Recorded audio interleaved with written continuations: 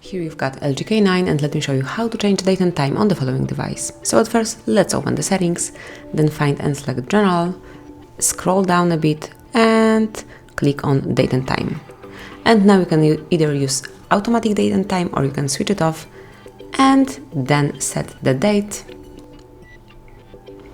and time manually by yourself.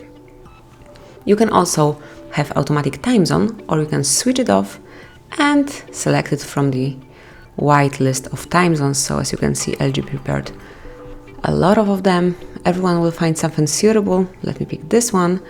And finally, the last option is 24-hour format clock. You can deactivate it and have the standard one, which is 12-hour format clock. And that's basically all.